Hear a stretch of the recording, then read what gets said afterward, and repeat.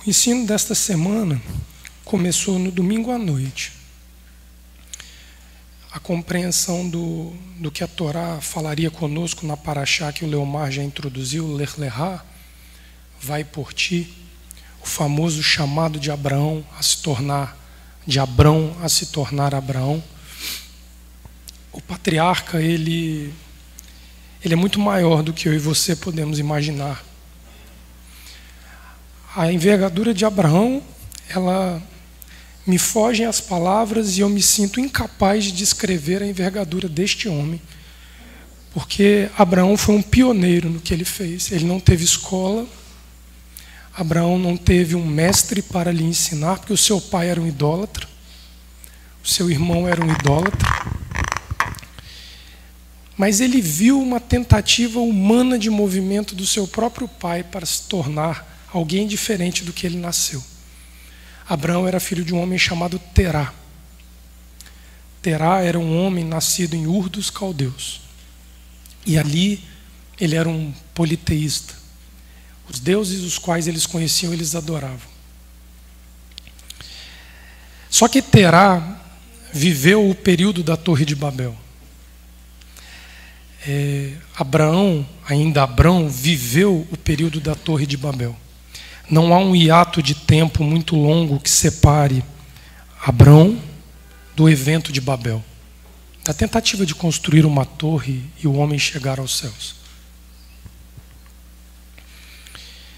Segundo a Torá, a Parashá dessa semana ela inaugura um terceiro ciclo de 10 gerações que vão começar a ser contados de maneira mais cuidadosa na Torá. De Adão a Noé, foram 10 gerações de humanos dentro da linhagem dos filhos dos deuses.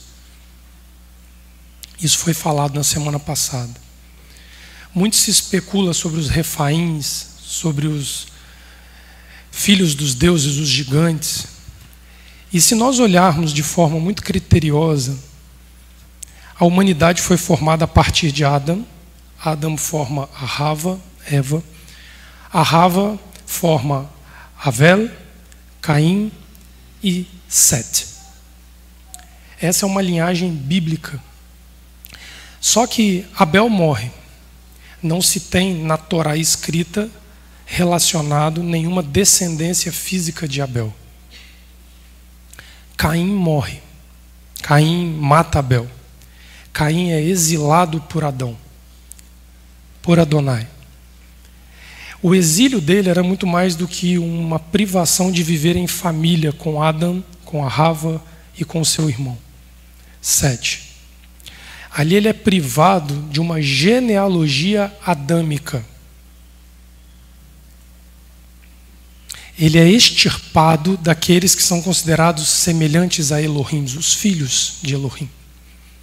Então, se você olhar na palavra que os filhos dos homens foram tomados pelos filhos dos deuses, o que a Torá está nos dizendo é que todo aquele que não é descendência de Sete foi aproximado à descendência de Sete. O filho legítimo que dá a linhagem abrâmica que nós conhecemos hoje, e da linhagem abrâmica nós conhecemos a linhagem davídica, que conhecemos a linhagem messiânica. Então, se nós olharmos de trás para frente a genealogia de Yeshua, o Messias, Mateus interrompe em Abraão. Lucas vai até Adão. A linhagem adâmica ali mostra Yeshua sendo descendente do filho do homem, Adão, passando por Sete, passando por Enoque, passando por Abraão, passando por Davi, e se tornando Yeshua, o filho de José, o filho de Maria. Esta relação tem só um propósito de estar na Torá: a unidade que houve no passado entre o homem e o seu Criador. Essa é a força que esta descendência bem marcada do Messias vai trazer aos seus descendentes, e aí entra Abraão nessa história que nós estamos estudando aqui hoje, o início da história de Abraão, a legitimidade de Abraão ser descendente dos filhos dos deuses. Vós sois deuses, mas morrereis como homens, como filho dos homens. A imortalidade do homem já não era mais vista na descendência do homem por causa da quebra da unidade com o seu Criador. Vocês vão ver nos comentários rabínicos a respeito desta transição entre a Torre de Babel e Abraão, que a maior tragédia presenciada pela humanidade em todos os tempos foi a divisão das línguas e não o dilúvio. Mas, Leonardo, como que os rabis afirmam que o dilúvio, que dizimou toda a humanidade, exceto os que estavam na arca e os casais de animais que entraram na arca, por que que este foi inferior à divisão das línguas? Porque a divisão das línguas propiciou ao homem uma quebra de unidade permanente com Adonai. O homem já não sabia interpretar a voz de Adonai, que ainda falava com os homens. Noa era um homem que andava com Adonai. Ele ainda mantinha preservado diante de todo o aspecto falho de Noa, de não ter se colocado entre Adonai e a destruição da humanidade, mesmo diante desse aspecto, a Torá vai dizer que Noa caminhava com Adonai. Ele sabia ouvir e interpretar a voz de Hashem. E por que nós estamos falando de unidade quando nós estamos falando com Avraham? Ler-lerá, o homem Avram que se torna Avraham. Porque Avram, se tornando Avraham, é o primeiro homem de uma dinastia de homens capaz de reconstruir a humanidade no seu devido lugar, unido ao seu Criador.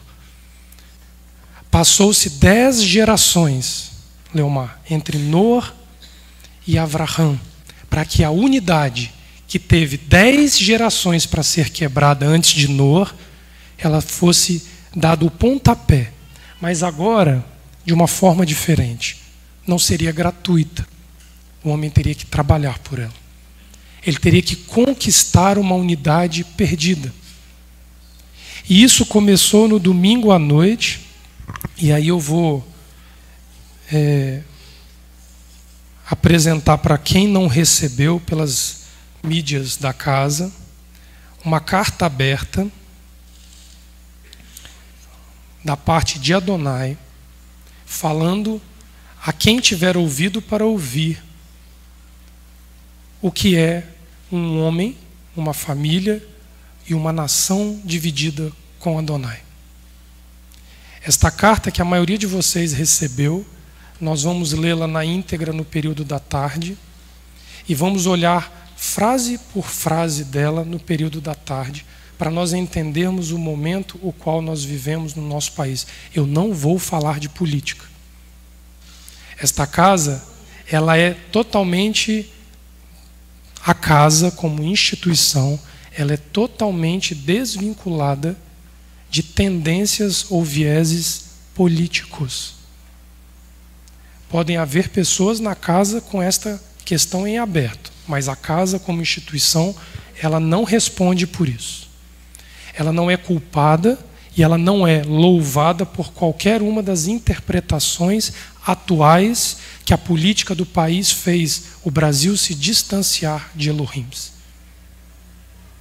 E aí nós precisamos voltar no princípio da unidade, Avraham, e um pouquinho antes em Noa, para entendermos qual é a nossa situação como país hoje. Mas nós vamos olhar, pastor, palavra por palavra no período da tarde. Porque se nós não entendermos isto dentro do contexto de Torá, essas pessoas em uma semana vão esquecer esta carta aberta da instituição e vão torná-la como uma memória do passado que vai cair no esquecimento. Quando ela deveria ganhar uma moldura e ir para as paredes dos murais da casa, para que qualquer um que passasse tivesse acesso a ela, porque assim determinou Adonai. Mas nós vamos falar especificamente disso no período da tarde. A Parashá Ler-lerá, ela é uma embriogênese da unidade entre o homem e o Criador. A embriogênese é o processo embrionário de formação de um ser vivo. O que nos leva a compreender que até Abraão ser chamado e colocado na posição a qual ele foi chamado, não havia expectativa de vida para os ventres que geravam. Até o momento em que Abraão se ergue como Abraão, vocês desculpem que às vezes eu falho Abrão com Abraão. Quando Abrão se ergue como Abraão, ali é a forma primária da embriogênese da vida tomando forma. O processo genético qual o ser humano vai ser formado chama-se embriogênese. Quando a célula do homem com a célula da mulher se unem, ali dá um início a um processo celular de multiplicação e de diferenciação do ser que está sendo formado. O responsável por isso é Abraão. Porque Noé não foi capaz. Babel não foi capaz. A única coisa que se pareceu e se assemelhou com o que Abraão fez para gerar vida foi a costela de Adão tomada para formar a Rava. Ali, pastor, havia a formação de um matriciador. Um gerador de vida, que nós aprendemos também que é muito mais do que ser misericordioso, é ser promovedor de vida. Matricial. E nós vamos ver o que Adonai falou a esta casa a respeito de ser matricial há 2 anos e 6 meses atrás. Gênesis vai narrar que essa embriogênese, mesmo precedida pela Torre de Babel e Noé, nós podemos afirmar que esta unidade desejosa do homem voltar a ter a vida que perdeu quando se desligou de Hashem, de Adonai, ela houve 2 tentativas prévias. Primeiro com Noé. Noé foi a primeira tentativa de se formar vida. Mas Noé não conseguiu. Mas, Leonardo, foi feita uma aliança entre Noé e Adonai. Se essa aliança de Noé fosse geradora de vida, a ortodoxia judaica não desprezaria o gentio a tal ponto de dizer a eles que eles não têm direito à Torá e só às 7 leis de Noé. Se ela fosse tão vital assim, ela não seria, pastora, usada para dispersar o gentio que quer se aproximar de Torá. A Torá vai dizer assim, Gênesis 6, verso 8 e 9. Noé, porém, achou graça aos olhos do Eterno. Estas são as gerações de Noé. Noé era um homem justo e perfeito em suas gerações. Naquelas 10 gerações, a qual marca o tempo de Noé, ele foi considerado justo. Entre Adão e Noé, nessas 10 gerações, ele foi considerado um homem justo. Noé andava com Elohim. A tentativa de trazer Noé como o formador da vida, ela caiu junto com a queda do próprio Noé. Abraão morre sem cair. Abraão morre perfeito em dias, sem decair. Mas ele não foi perfeito até o capítulo 12 ser narrado para nós. Ele começa a se aperfeiçoar no capítulo 12. Até aqui ele era um homem tão limitado quanto Noé. Porque essa era a situação dos homens naquele tempo. Homens limitados, incapazes de gerar vida onde eles habitavam. E aí vocês vão comigo aqui no capítulo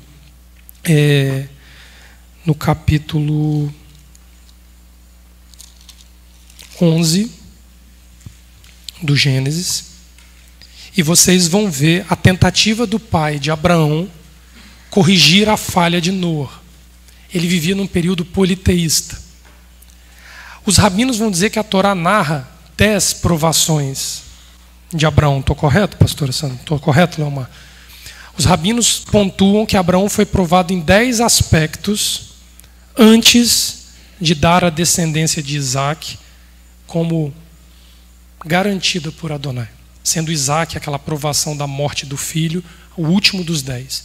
Mas a Torá oral, o Talmud vai dizer que ele sofreu 2 provações prévias. Ainda em Harã, para onde o seu pai vai migrar, olha aqui o texto, Verso 26 do capítulo 11. Viveu Terá 70 anos e gerou Abrão, Nahor e Harã. São estas as gerações de Terá. Terá gerou Abrão, a Nahor e a Harã, e Harã gerou a Ló. Morreu Harã, estando seu pai Terá ainda vivo, na terra do seu nascimento, em Ur dos Caldeus. Abrão e Nahor tomaram mulheres para si. O nome da mulher de Abrão era Sarai, o nome da mulher de Nahor era Milca, filha de Harã. Pai de Milca e de Iscá. Sarai era estéril, não tinha filhos. Tomou Terá a Abrão, seu filho, a Ló, filho de Harã, filho do seu filho, e a Sarai, sua nora, mulher de seu filho Abrão, e saiu com eles de Ur dos Caldeus para ir à terra de... Mas ele não chega a Canaã. Ele não é perfeito como Abrão. Mas quando chegaram a Harã, habitaram ali. A Torá oral, o Talmud vai dizer, na porção Avot do Talmud, que Nimrod provou Abrão em duas coisas. Ainda numa terra que não era a terra da unidade com Adonai. Mas o seu pai, na força, tentou buscar esta unidade. Ele é o primeiro movimento que Abrão faz para chegar a Canaã. Mas quando Abrão vê a limitação do seu pai, e Adonai diz, Lech Lechá, vai por ti para longe da tua parentela, para que as imperfeições do seu pai não recaiam sobre você e você não chegue a Canaã, na terra da unidade com Adonai. Avrão deixa tudo para trás e vai. Ele é perfeito nisso. Uma das provas que Nimrod faz a Avrão é que ele se dobrasse diante de todos os deuses de Ur dos Caldeus. E diz o Talmud que Avrão se negou a se dobrar. O seu pai, vendo no seu filho uma força que ele não tinha, ele faz um primeiro movimento. Ele se arrasta até Harã com as forças que tinha para que Abrão não fosse mais exposto a se dobrar diante de um Deus. Nós, como pais, mesmo arrastando, temos o dever de botar nossos filhos numa situação às quais, quando Adonai chamá-los, eles terão condição de andar com as próprias pernas. Se nós deixarmos os filhos em Ur dos Caldeus, Nimrod vai vir sobre ele e vai fazê-los dobrar-se diante de um Deus estranho. O legado de Nahor é arrastar Avrão de Terá, é arrastar Harã e Nahor em unidade até Harã, mas ele não conseguiu sair de Harã. Ele não pisa na terra da unidade, mas ele dá o impulso para que o seu filho se tornasse um homem grande. A 9ª geração empurra a 10ª para que ela chegue. Nós estamos no 9º ano dessa casa. É o nosso 9º ciclo habitando esta casa. E temos filhos e filhas dentro desta casa. Se nós não construirmos uma condição que os nossos filhos sejam capazes de sobreviver ao mundo que se impõe diante deles, o mundo vai fazê-los se dobrar diante dos deuses deste mundo. E não há força em nós para lutar contra isso daí. Noé tenta, Noé não consegue. Babel tenta, mas Babel não consegue. Abre o Gênesis 11, do verso 1 ao 9. Nós estamos aqui no 11 aqui. E era toda a terra de uma mesma língua, de uma mesma fala. Havia unidade na terra, no período pós-dilúvio.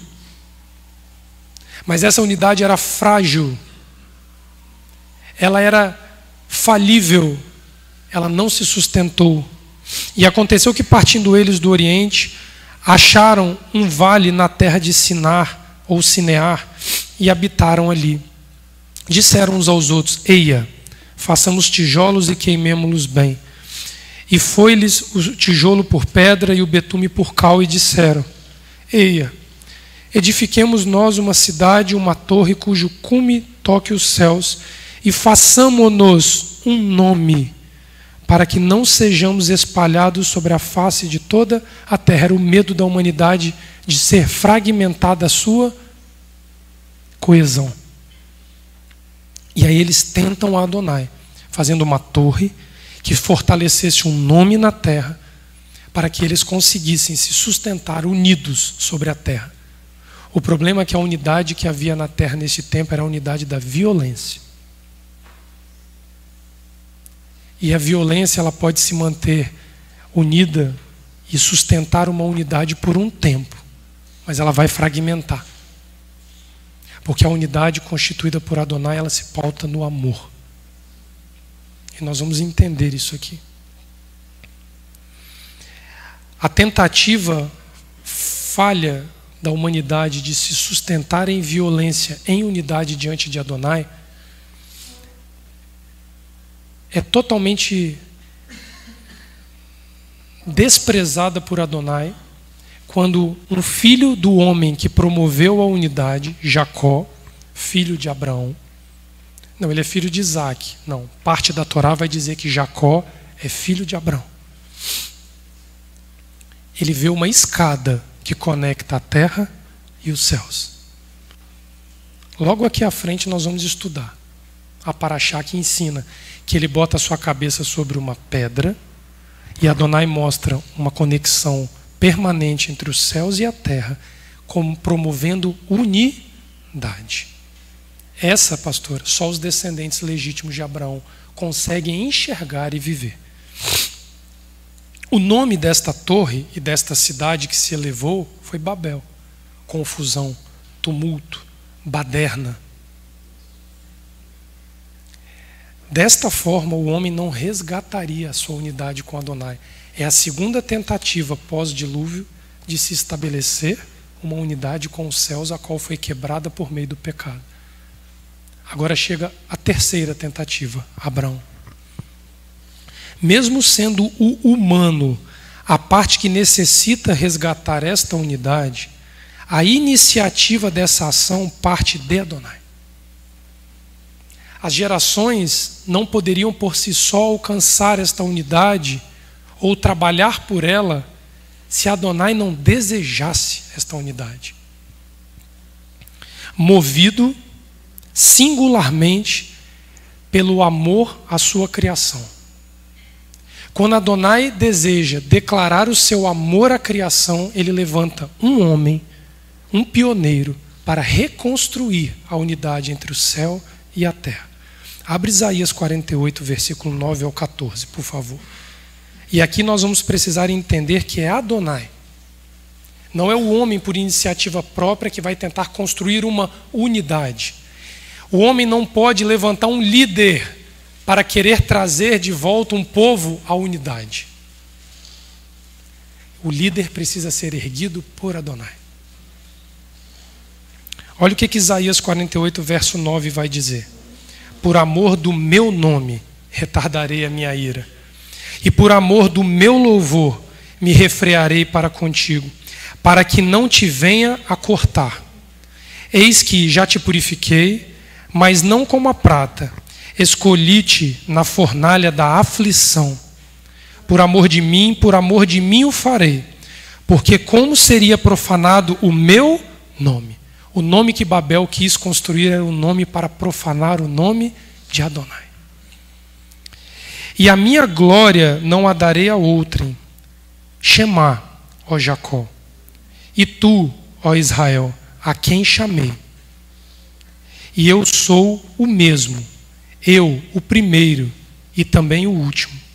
Também a minha mão fundou a terra e a minha destra mediu os céus a palmos.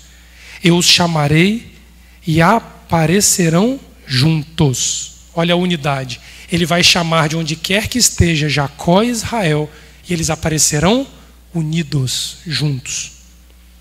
Ajuntai-vos, todos vós, e Shemá. Quem dentre eles tem anunciado estas coisas? Quem anunciou a unidade entre judeus e gentios nas 4 partes da terra, diante de um só nome, o nome o qual nós não somos capazes de pronunciar? O Eterno o amou e executará a sua vontade contra aquele que ergueu um nome contra Adonai, contra Babel, contra a terra de Sinear, contra a Babilônia. E o seu braço será contra os de onde Abraão foi arrancado para que não se dobrasse diante dos deuses. Esse é Abraão. Esse homem é especial para Adonai. O chamado de Abrão torna-se único na história da humanidade quando ele, sem precedentes, assume para si o desejo de encontrar o Pai e estabelecer com ele esta unidade perdida no Éden. É um ato muito íntimo e que brota do interior do humano, um desejo sutil e que precisa ser cuidadosamente preservado para evitar uma tragédia. Qual é a tragédia? A tragédia em questão refere-se ao falso sentimento de conforto, de consolo, que pode ocultar a realidade dentro de nós. Ser confortado ou consolado por Hashem é algo sublime e que depende do discernimento espiritual correto, para que não falseemos nossa real situação.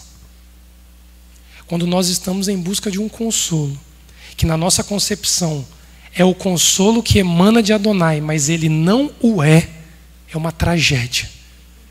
Porque nós nos apoiamos num falso conceito de consolo. Nós nos apoiamos em Noé.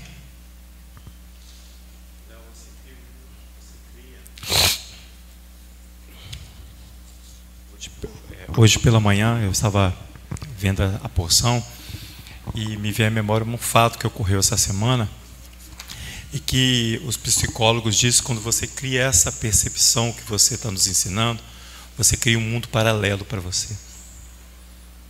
E você acha que está vivendo a realidade. Exatamente. É uma esquizofrenia. Exatamente. O nome disso desvio, que você desvia o povo de viver segundo a prescrição da Torá, do Eterno, e você cria um mundo paralelo onde você vai ali satisfazer todos os seus desejos. E você... E olha só, o mais grave disso tudo é que um judeu chamado Freud, ele concorda com isso porque ele diz que o homem não consegue viver sem satisfação da pessoal. Pessoal. Porque tudo termina em sexo. Freud. A consequência das reações humanas conflui para um descontrole na área sexual. Aí você cria um mundo paralelo. Isso. Só que aonde que nós precisamos entender isso? Quando nós nos apoiamos num falso consolo, eu vou dar um exemplo de um falso consolo.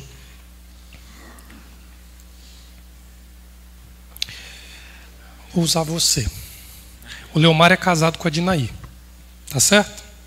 E aí, o Leomar é retirado da vida da Dinaí. Leomar morre. Estou falando de uma situação hipotética. Aí eu chego para o Leomar e falo assim: Leomar, consola o teu coração. Eu chego para a Dinaí e falo assim: consola o teu coração. Leomar está com Adonai. Isso é tudo que a pessoa precisa querer ouvir num momento de fragilidade, de aflição, e que Adonai promoveu sobre você. Aí chega outro, aqui ó, para Dinaí, fala assim: minha filha, seu marido foi duramente julgado porque ele se desviou da Torá de Adonai. Aonde está o conforto? O conforto está nas palavras que emanam de Adonai. E nós precisamos entender e interpretar os conceitos bíblicos de consolo para que nós não caiamos na recorrência que a nação hoje se afundou porque buscou consolo no lugar errado. Mas, Leonardo, você está falando de quem? Das duas partes da nação. As duas que têm as ideologias opostas buscaram consolos em lugares errados. Ninguém acertou.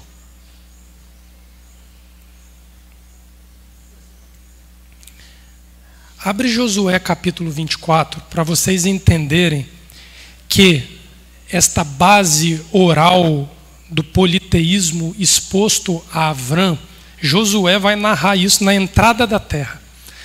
Quando ele cruza o Iarden, que ele termina de distribuir, Leomar, as tribos por todo o território. Olha só, ele cruza o rio, a ação a qual o pai de Abraão não conseguiu fazer. Mas quando o filho de Moisés, Josué, cruza, porque Josué é um filho de Moisés, não físico, Olha o que ele vai declarar na sua despedida do povo, antes de morrer. Josué, capítulo 24, versos 1 e 2. O problema é nós encontrarmos consolo no local certo, no lugar correto, para que este consolo se traduza por nós em unidade com Adonai. Depois reuniu Josué todas as tribos de Israel em Siquém. Ele uniu na terra. E chamou os anciãos de Israel, os seus cabeças, os seus juízes, os seus oficiais, e eles se apresentaram diante de Elohim, vieram buscar consolo, porque Josué ia morrer. Então Josué disse a todo o povo: assim diz o eterno Elohim de Israel: além do rio, ou seja, fora de Canaã, habitaram antigamente vossos pais, Terá, pai de Abraão, e pai de Naor, e serviram a outros deuses. Para aqui. O consolo para quem ficaria vivo depois da morte de Josué é ouvir que os nossos pais foram idólatras. Não é narrado por Josué, no ato da sua morte, uma história que eleve os patriarcas ao patamar de heróis. Qual seria o melhor consolo para quem vai perder Yehoshua? Para quem vai se despedir de Yeshua à beira da morte, qual é o melhor consolo? Abraão saiu e deixou para trás o ídolo. Isaac foi o filho da promessa. Jacó, o proliferador das tribos. Isso daria um poema na Torá. Mas Josué diz assim: o vosso pai Terá, pai de Abraão, foi um idólatra em Ur dos Caldeus. Esse foi o consolo para a despedida de Josué. Não parece uma antítese? Tudo que a gente quer ouvir na hora de uma situação trágica de morte é uma palavra o quê, pastora? De um consolo que me amance, que me deixe confortável. Foi isso que Noé fez com a humanidade. Quando o pai de Noé clama, e ele clama Noar, que é o nome de Noé sendo ali clamado pelo seu pai, o pai dele pede um consolo, porque Noé significa conforto, consolo, temporário, superficial, incapaz de penetrar o ser do homem e trazer uma paz em meio ao tumulto que a terra estava prestes a viver. De qual? De onde? Não, lê você então, me ajuda, por favor, que eu não ia não. Pode ler. Mais à frente, no verso 14, verso 15, ele: agora temei o Eterno, e servi com sinceridade e com verdade. Deitai fora os deuses aos quais serviram vossos pais, da além do rio e do Egito, e servi ao Eterno. Mas se vos parecerem mal servir ao Eterno, escolhi hoje a quem servais, se aos deuses a quem serviram vossos pais, que estavam da além do rio, ou aos deuses dos amorreus, em cuja terra habitais. Porém eu e a minha casa serviremos ao Eterno. Gênesis no capítulo 12, verso 1 vai dizer: ora, o Eterno disse a Abrão: sai-te da tua terra, da tua parentela, da casa do teu pai, para a terra que eu te mostrarei, Canaã. Em outra tradução diz assim: Elohim diz a Abrão: vai embora para o teu próprio bem. Isso é lech lechá. Vai embora, desgarra da sua casa paterna, de onde você foi exposto a coisas que eu não expus você, Abrão, para o teu bem, para que te vá bem. Numa outra tradução, lech lechá vai dizer assim: Elohim diz a Abrão: vai por ti ou para ti, para benefício teu, por uma decisão autônoma sua, sem culpar ninguém pela tua escolha. Porque quando eu destruir a tua casa lá na frente, você não olhe para trás para dizer: foi a pastora Sandra que me botou nesse caminho. Mas não pode dizer. Se você é filho de Abraão, está proibido olhar para trás e dizer que foi fulano que me botou nesta situação. Seja homem de assumir vai para ti como uma verdade e assuma o dano da escolha que você fez. Se você assumir um trabalho na associação Aleph Bet e a Vanessa pegar demais no seu pé, não olhe para ela e diga assim: eu estou nesta vida infeliz trabalhando voluntariamente por causa da encheção de saco da Vanessa no meu pé. Estou sendo bem franco. Eu não sei ser de outra forma. Diga assim: eu fui incapaz de dar continuidade ao vai por ti que um dia eu disse. Seja verdadeiro para você e eu seja verdadeiro para mim mesmo se eu sucumbir ao que eu me propus fazer. Toda a questão envolve unidade. E o consolo vem quando esta unidade está colocada em risco. Enquanto o homem está unido, atrelado a Adonai, ele não precisa de consolo. E aí eu vou expor uma situação que eu relutei um pouco em expor, porque ela fala de dentro da minha casa, mas eu não posso ser parcialmente franco, eu não posso ocultar, porque eu estaria fazendo exatamente o contrário do que eu estou compartilhando com vocês aqui da palavra. Há 2 anos e 6 meses atrás, Adonai me deu o maior presente como homem que eu poderia aguardar na minha vida. Ele me deu um filho homem. E desde o ventre, eu disse, e eu tenho algumas testemunhas aqui na casa que sabem dessa história. O nome dele vai ser Amós. Porque eu me identificava com uma particularidade do profeta Amós, mas eu queria olhar para o meu filho todo dia e lembrar que um dia eu disse: vou por mim neste caminho. E aí eu boto o nome do meu filho para que eu, olhando para ele todos os dias, eu lembrasse que um dia eu disse: eu vou por este caminho. A coisa que eu mais amava no mundo seria a minha memória permanente de um dia ter dito Ler Lehá e ter assumido isso na minha vida. E até aí nada de anormal. Os patriarcas faziam isso com naturalidade.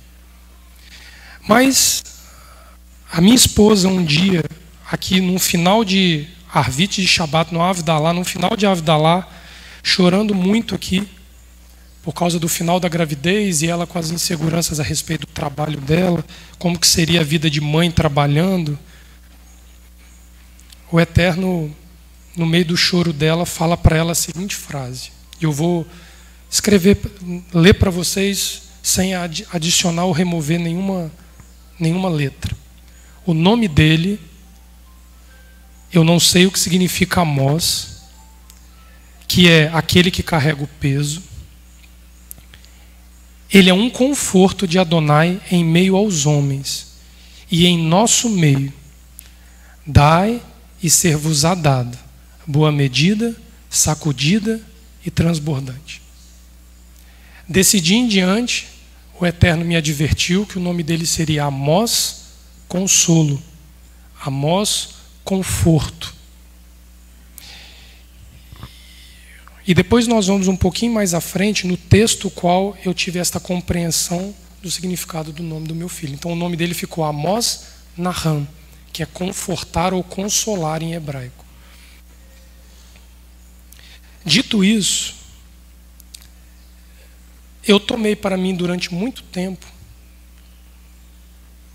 que o nome dele, de alguma forma, se traduziria para mim e para minha família como uma ação da parte de Adonai trazendo conforto, sem saber o motivo pelo qual eu precisaria ser confortado ou consolado. E o capítulo 57 de Isaías, e eu queria que vocês fossem lá, ele foi o texto qual o Eterno se referiu a conforto. Só que tem uma coisa muito interessante no texto. Eu vou ler o verso 1 com vocês, para vocês entenderem o contexto, mas depois eu vou aos versos do qual ele me entregou para eu compreender o nome, porque a palavra conforto em hebraico tem várias palavras que podem ser usadas como conforto. Por que foi Naham? Por causa do capítulo 57 de Isaías. O texto começa assim: perece o justo e não há quem considere isto em seu coração. Os homens compassivos são retirados sem que alguém considere que o justo é levado antes que venha o mal. Ok. Depois vocês leiam com calma a continuidade do texto, porque ele vai falar de um tempo onde Israel achava que vivia em paz, deitado em conforto, mas não havia promessa de conforto. Vocês leiam com calma ali os versos 2, 3, 4, que vocês vão entender isso. Oi? Leu hoje de manhã, né? Isso. Mas lá no verso 15, o Eterno começa a falar. Porque assim diz o alto, o sublime, que habita na eternidade, cujo nome é santo. Num alto e santo lugar habito, e também o contrito e abatido de espírito, para vivificar o espírito dos abatidos e para vivificar o coração dos contritos. Não contenderei para sempre, nem continuamente me indignarei, pois o espírito do homem se enfraqueceria perante a minha face, e o fôlego do homem que eu criei. Por causa da iníqua avareza, me indignei e o castiguei. Escondi a minha face, indignei-me, mas rebelde, seguiu ele o caminho do seu coração. Eu vi os seus caminhos, mas o sararei. Eu o guiarei e lhe tornarei a dar consolos. A palavra hebraica aqui é nihumim. É nihum, consolo, substantivo consolo, no plural, nihumim. Então, este tempo onde o homem está debaixo da sanção de Adonai, ele está, preste atenção, ele não viveu e ele não vai viver, ele está debaixo da sanção de Adonai. É um tempo que requer consolos. Só que o consolo, diz o verso 19, diz: criando louvor nos lábios dos pranteadores de Israel. Qual é o caminho para, em meio a uma sanção de Adonai, nós alcançarmos um consolo genuíno da parte de Adonai? Prantear como? Cantando, cantando, cantando, cantando, cantando, cantando e cantando. Quando no domingo à noite nós enxergávamos uma nação dividida, não pelo voto, não por 50% de bolsonaristas e 50% de lulistas, mas 50% desejando uma coisa e 50% desejando outra coisa. Uma nação que se dividiu aqui e aqui, e não há lado que Adonai exalte neste momento, nos leva a compreender que perdemos como nação. Fomos destruídos por nós mesmos como nação. Um dos maiores erros de Israel como nação foi erguer um rei por vontade própria.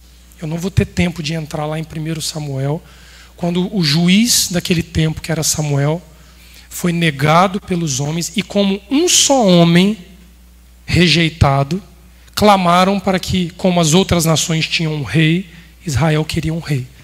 Ali a nação erra como um povo. Eles não se dividiram. É bem menos grave do que uma nação que se divide na escolha a qual ela faz. Muito pior do que o tempo de Saul governando Israel foi o tempo em que Israel se dividiu entre as tribos do norte e as tribos do sul. O período de Jeroboão dividiu a adoração. O mandamento de subir como um só homem, um só povo, em unidade a Jerusalém, 3 vezes ao ano, foi totalmente destruído por uma nação fragmentada. Nós não conseguiremos subir diante de Adonai para buscar consolo para os dias que estão diante de nós com uma nação dividida. Mas o que pode dividir a nação não são as profecias, não são as más interpretações da Torá, não são os falsos testemunhos e o mau uso do nome de Elohim em vão, mas é um louvor genuíno, que debaixo desta sanção aqui, não contenderei para sempre, nem continuarei me indignando, pois o espírito do homem se enfraqueceria perante minha face, e o fôlego dele que eu criei, É neste momento que a vida estiver por um fio, que a oliva vai ser amassada o suficiente para tirar a gota mais pura deste clamor. E ele vai vir por meio de uma forma universal. Louvem, cantem, louvem, cantem, louvem e cantem a palavra de Adonai. A Larissa aqui na semana passada vem aqui na frente fazer uma convocação à congregação. Ela convocou homem, mulher, criança, jovens e idosos. Ela convocou todo mundo. E Larissa, você vai precisar reger todo mundo. Com a sua cara de frente para a congregação, regendo a todos. Como uma só voz, se nós quisermos alcançar alguma coisa, para reconstruirmos uma unidade quebrada por causa deste aspecto da palavra de Adonai, que nasce com Abraão, mas que se perde durante o tempo, nós vamos precisar cantar muito. Nós vamos precisar de ajuda, de muita ajuda para cantar. O Brasil vai precisar ser colocado numa condição que vai precisar tirar de onde não tem um louvor genuíno. E o cântico é universal. Fácil e acessível para todos. Há 2 anos e 6 meses atrás, eu na minha pequenez, compreendia que ele me dava um filho, e eu ali, ébrio pelo benefício dado por Adonai, eu achei que era um conforto para mim. Eu achei que era um conforto para mim. Meu filho nasce no meio de uma pandemia, não teve visita no hospital, tirando Ramon, que teve a insanidade de ir lá visitá-lo no meio de pandemia. Insanidade porque, se vocês lembrarem, ninguém tinha coragem de ir ver ninguém. Ninguém botava a sua cara para ver ninguém. Meu filho nasce na pior situação de todas. E o Amós tem um desenvolvimento. A Penha, que está acompanhando muito bem isso aí, Rogério. Você conhece muito bem Penha. Da escola. Ele está com dificuldade na fala. Ele fala, mas a construção de frases ainda é uma dificuldade por ele, pelo tempo que ele ficou muito isolado e longe, não tinha estímulo suficiente para isso. Botou na escola, a coisa começou a andar. Mas sabe qual é a maior forma que ele... A forma que ele tem mais facilidade de construir longas frases, de falar? Cantando. Você vai precisar pegar a nossa deficiência de não conseguir botar 2, 3 palavras em sequência para adorar Adonai e botar frases seguidas de frases, Larissa, para nós cantarmos, até a boca ficar dura de tanto que nós vamos precisar cantar.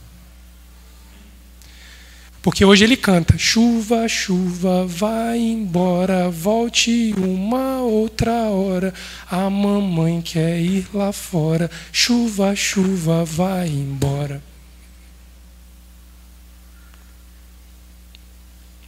Foi o canto.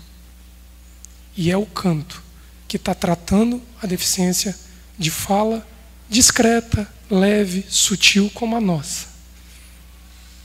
Ele fala papai, mamãe, conta de 1 a 10, de 10 para 1, sabe tudo.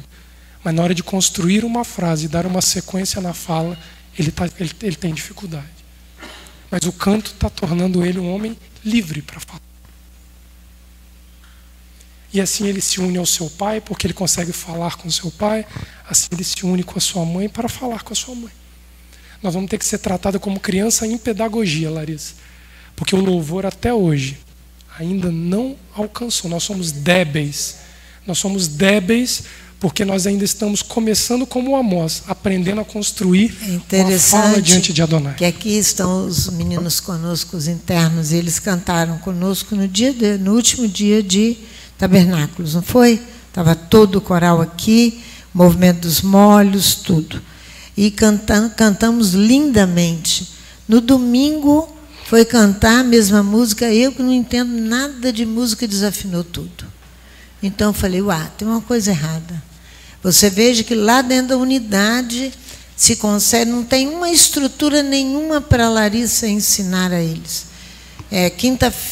Quarta-feira estava um frio, um vento de todos os lados, né?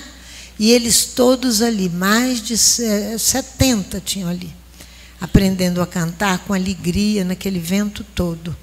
aprendendo a cantar.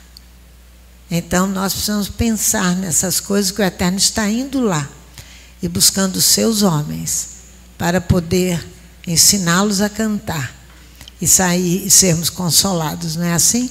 Porque Adonai diz aqui que Ele vai criar, não é? Nos lábios o verdadeiro louvor, o pranto para consolar-nos, não é verdade? Só um pouquinho, Marcelo. E aí, 2 anos depois, nasce a pequenininha, a Isabelzinha. E aí eu tinha comprado todas as brigas que vocês imaginarem por causa do nome Amos Naham, com tudo e com todos. Aí eu, dentro da minha concepção, eu tinha dito a Laila que no segundo filho, né, quando viesse, a gente já sabia que era uma menina, ela poderia escolher o nome da neném. E não era Isabel o nome da neném. E aí, o nome que ela trouxe para mim, ela falou assim: Léo, o nome dela vai ser Laís. Aí eu falei: Laís não pode. Eu dei a ela o direito de escolher o nome, mas eu também tinha sobre mim a autonomia de dizer sim ou não para o nome.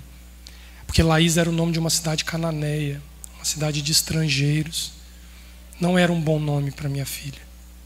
Aí eu disse a ela: procure Adonai, ore, porque o primeiro filho nós aprendemos duramente que Adonai escolheu o nome dele. Pode ser que o segundo filho também venha dessa forma. E aí o Eterno diz assim: Adonai, conhecendo todas as coisas, isso falando para ela, Ele faz como Ele quer. Então vocês não têm que se preocupar, mas manter uma vida casta e sossegada, porque os tempos são muito difíceis. Sem que ninguém ouse levantar a voz, porque Adonai está julgando. Então, totalmente alinhado com o texto de Isaías, capítulo 57, quando diz que nós estamos tirando um verdadeiro louvor em meio a uma sanção. Aí eu entendi que ele estava conectando a situação dos dois nomes. Os animais irracionais, eles se calam e se aquietam, porque eles não têm essas preocupações que o humano tem. Porque ele está trazendo luz aos gentios, para aqueles que não conhecem Torá, pelo canto, pela música, pela adoração. E isso ele vai fazer sucessivamente, para que a Torá possa ser anunciada, ensinada e divulgada, porque ela é luz, e sem luz não há como fazer isso. E o Eterno falava sobre o Evangelho de Lucas. Vocês pensem sobre essas coisas, sem que vocês se ultrapassem a nada, mas aguardando em Adonai. Na história da humanidade, daqui para frente serão sucessivos julgamentos muito grandes, mas Ele, Adonai, tem aqueles que serão salvos do meio de toda uma catástrofe, que darão ouvidos à Torá, que serão esclarecidos e libertos pela palavra da vida que Adonai tem para cada ser humano. Só que tem aqueles que vão ouvir e atentar para a palavra e trazer ao coração. E tem aqueles que não se preocuparão. Então ouça aquilo que Adonai está falando. E aí eu fui orar e fui olhar o Evangelho de Lucas. E quando ele manda aqui ficar calado, foi o sinal que Adonai me deu para eu entender o nome da Isabel. No Evangelho de Lucas, só há um momento que ocorre uma mudez diante de uma manifestação divina. Quando Zacarias está no seu turno sacerdotal orando, ele vê o anjo, ele vê a presença de Adonai, mas ele questiona que aquilo era fato verídico para ele, e ele fica mudo. E o nome da esposa de Zacarias, que geraria no ventre, era Elisheva, Isabel.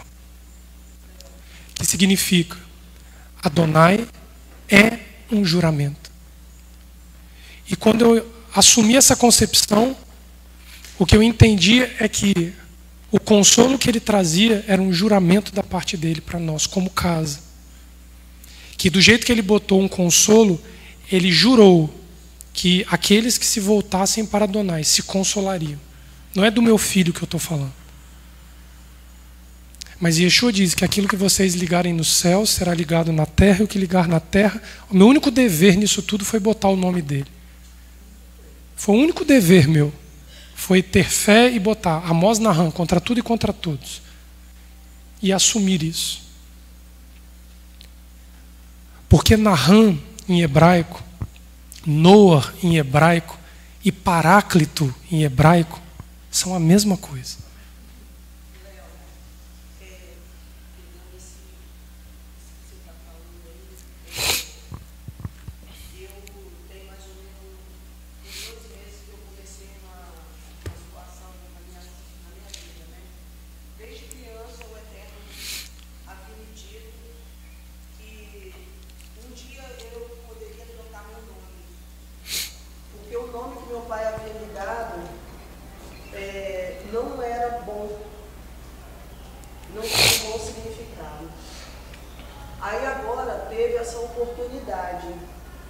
Aí agora você entenda assim, você não imagina como eu fui criticada e até fui motivo de zombaria na minha rua, por parte de, eu fiquei sabendo, sabe, essa semana, que uma mulher que vive lá na outra rua, que eu conheço ela há muito tempo, ela é evangélica, ela ficou zombando por causa disso. Mas só que eu já havia dito que foi o Eterno escolheu um novo nome para mim. Eu fui até o cartório, fiz conforme o Eterno me revelou. E eu troquei, meu querido. E o Eterno, assim, abriu para mim um leque, assim, tipo várias portas depois disso. E eu consegui trocar um nome que tem bom significado, um nome de lá do Oriente Médio, mesmo, Zênia, tem um bom significado. Então, você precisa entender assim, como que eu passei ataques dentro da minha casa também. Minha irmã, a respeito da troca de um nome, o que eu tenho para colocar para você é que existe uma ambivalência na troca de nome. Você pode trocar um nome movido por Adonai, e você pode criar um nome, como Babel fez, onde ele forma para si um nome. Eu não sei qual é o caso, porque, como disse, eu só vou te falar o que eu sei que a Torá nos dá embasamento para falar. Mas uma coisa é fato, se foi Elohim que trocou o seu nome, a sua vida, o seu testemunho e a sua forma de viver a vida, tem que torná-la uma pessoa irreconhecível para quem te conheceu como Zenilde. Se você não conseguir isso em vida, não foi Adonai que trocou o seu nome. Esse é o desafio que eu digo que a Torá impõe sobre todos aqueles que têm a iniciativa da troca de um nome. Porque Abraão nunca mais se assimilou com nada do que foi Abrão. Jacó não foi o mesmo que foi Israel. E assim todos aqueles que tiveram por Elohim o seu nome trocado, eles se tornaram, e isso é uma afirmativa inclusive rabínica, eles se tornam seres irreconhecíveis.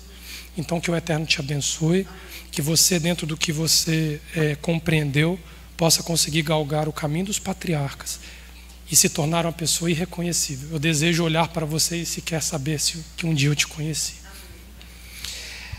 O texto do nome Noah, eu falei para vocês aqui que tanto Noah como Naham quanto Paráclito são três palavras hebraicas que traduzem o significado de conforto ou consolo. Em qual nós estamos? Qual é aquele do qual Adonai fala conosco? Se nós formos para a exegese hebraica e olhar o significado de Noah, a palavra original, ela se oriunda de nuar, que significa descansar, com o sentido efêmero de cessar, efêmero. Dar conforto de forma a abrandar uma situação, aplacar a dor provisoriamente. Quando nós olhamos isso, nós vamos compreender Gênesis 9:9. Eu já estou acabando aqui para a gente dar continuidade à tarde. Abre lá no Gênesis 9:9.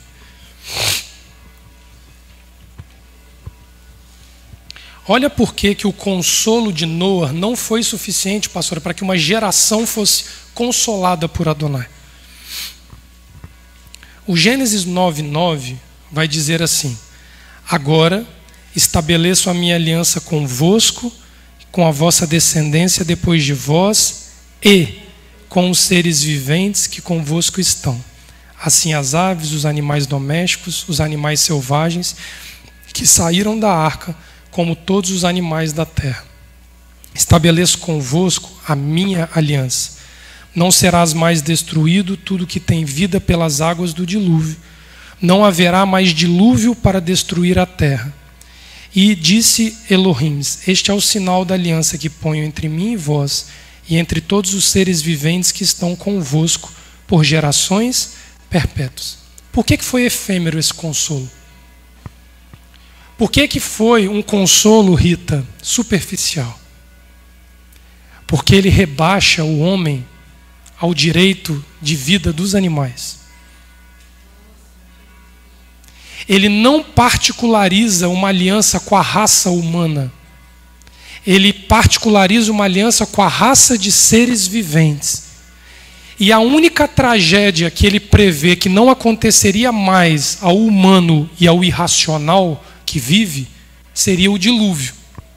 Mas ele não disse que o terremoto não poderia destruir, que o aquecimento global não poderia destruir, mas o dilúvio não vai destruir. Para a geração que sucedeu Noa, isso foi um conforto, mas isso serviu de um laço, porque para eles a destruição da humanidade se resumia a morrer por meio das águas. E a humanidade começa a morrer pela fragmentação das línguas, não conseguindo entender mais a voz de Adonai. Entende por que Noa é um sopro, Ramon? A humanidade se contentou a um conforto passageiro. A água não invade mais. Mas quantas outras formas de destruição estariam previstas para a humanidade? Como é que Sodoma e Gomorra foi destruída? Foi a água que destruiu Sodoma e Gomorra ou foi o fogo?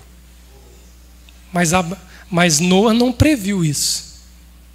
Não houve alívio para a geração de Abraão e de Ló de saber que a Sodoma e Gomorra não seria destruída. Porque o conforto de Noa foi superficial. É aquele que tira o aperto do momento. Eu vou repetir. O conforto que muitos de nós acabamos buscando e que isso se torna uma realidade paralela para nós, é um conforto iminente. Eu tive uma apendicite supurada, eu quase morri, mas Adonai me salvou. E isso foi um conforto.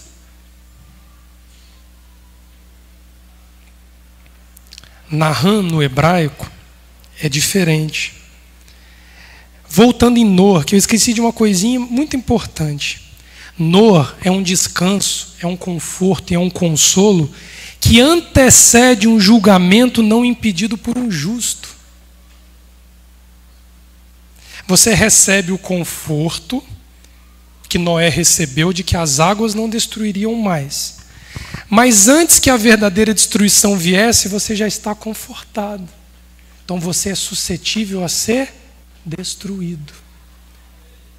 Noa amaciou a preocupação de toda uma geração com uma destruição que poderia ser maior do que a das águas. Alguns de nós talvez queiram para a sua própria vida ser consolado por um nuar, por um descanso. E aplaca a minha mente naquele momento e eu me sinto bem. E eu me apego nesta palavra e eu sigo a vida. Eu apago o que levou à destruição. Naham, confortar, consolar, conforto pelo arrependimento, lamento.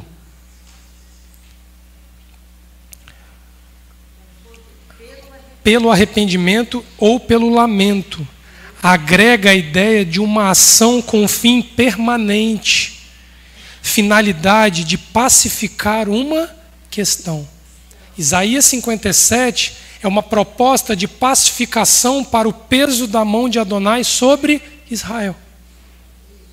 E aí você quer um nihumim, você quer confortos, consolos. Enquanto durar a mão de Adonai, eu quero continuar sendo consolado, confortado.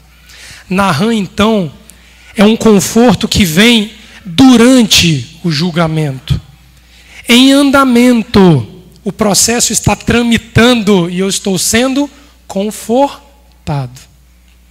Adonai se lembra de nós.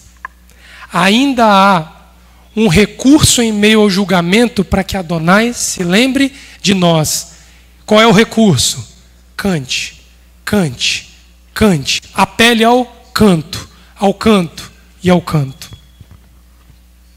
Só que pode existir a situação que o julgamento se encerra e o resultado não é favorável ao conforto. Eu posso estar vivendo a era pós-julgamento, pós-decisão, pós-determinação de um fato, no qual eu fui consolado antes que ele fosse consumado, mas eu preciso saber como eu fico depois. Em Isaías 57, a promessa é que ele cessaria a mão. Mas e quando o fato acontece e Adonai não recolhe a mão? E quando o conforto precisa vir depois do trâmite julgado do processo? Quando, por exemplo, o Messias se estabelece na terra e a nação não recebe. Enquanto ele estava aqui, ele era um consolo porque ele advertia e trazia paz aos corações que retornavam para Adonai. Mas João capítulo 14 vai dizer que depois que eu me for, eu orarei ao Pai, que para a parte do Pai viesse o Consolador, mas já não é mais um Naham, é um Paráclito. É um sopro sagrado, um espírito sagrado da parte de Adonai, que vai vir trazer consolo depois do fato consumado. Esse consolo Israel não quis.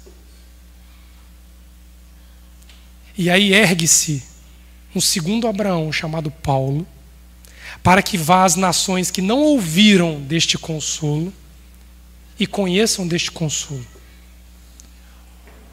Uma embriogênese nova aos gentios surge para que aqueles que não tiveram a oportunidade de serem consolados agora serão. Olha Isaías capítulo 66. Aqueles que nós, de Israel, trouxermos das terras remotas em carruagens, serão consolados em Sião. Isaías capítulo 66, lá no finalzinho. Olha lá com calma. O Paráclito, ele é um advogado, ele é um conselheiro, ele é um consolador, aquele que representa ou fala por outro, especialmente um tribunal. Se a nação brasileira não se colocar de pé, extraindo de si o verdadeiro louvor para Adonai reconstruir a unidade da nação, que significa arrepender-se, consolo, Naham, é lamento, é arrependimento. Se nós não conseguirmos isso como nação em tempo hábil, só vai sobrar o Paráclito. E aí nós teremos que ouvir Torá do sopro, porque eu não vou ter Torá disponível a hora que eu quero, nos sábados, ouvindo Moisés gloriosamente ser lido e ensinado em cada sinagoga de Israel. E aí só sobra um conforto de um Paráclito. E quem não tiver esta intimidade com ele, vai ouvir inverdades e vai construir fantasias na própria cabeça. E vai morrer consolado num mundo paralelo que vai levar você e eu à destruição. Fala.